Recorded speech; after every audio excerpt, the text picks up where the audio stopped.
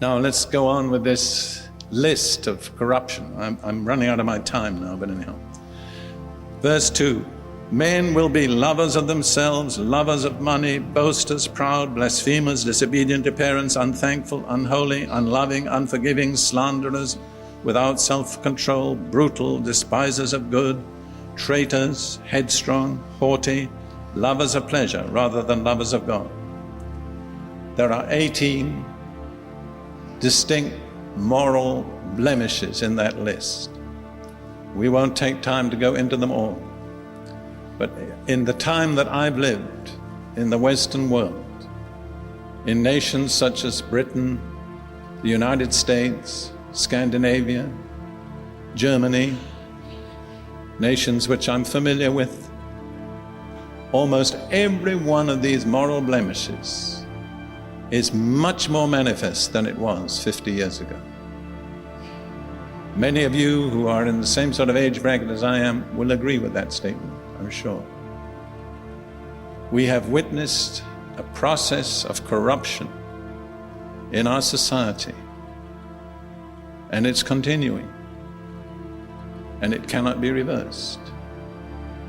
The only solution is a totally new beginning. And I want to point out to you three things which are very significant. There are three loves that really are the root of all the problems. Love of self, love of money, and love of pleasure.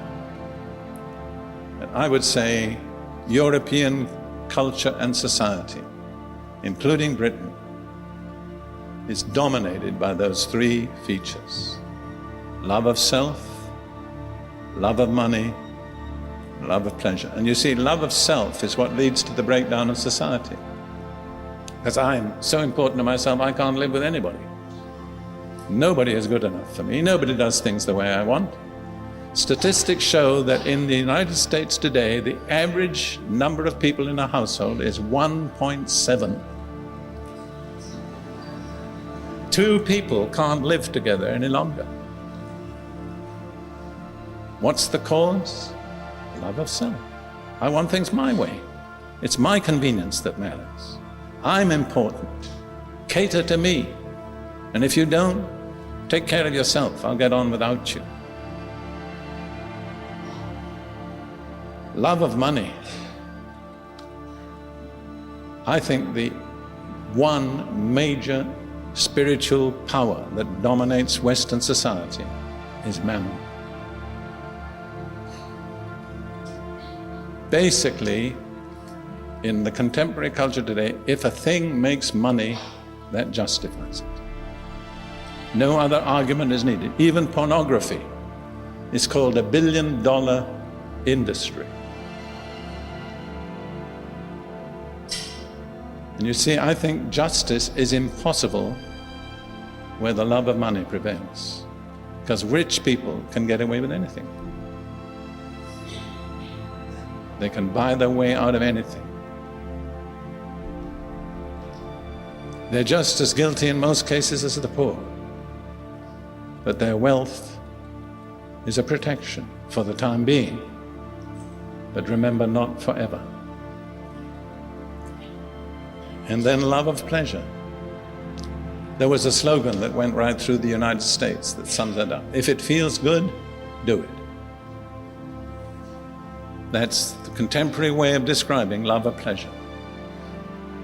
But I've talked to many people who were in the Jesus movement in the 1960s, 1970s. They discovered that though it felt good, it didn't do good.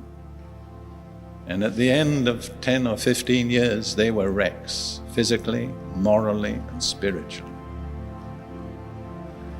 Then the next phrase is the most frightening of all. That's in verse 5.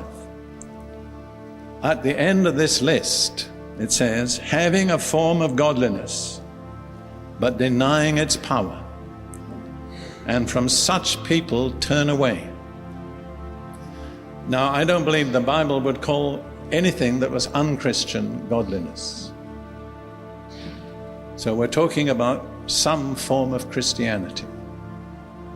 but it's a form that denies its power. In the context, what is the power that is denied? The power to change people.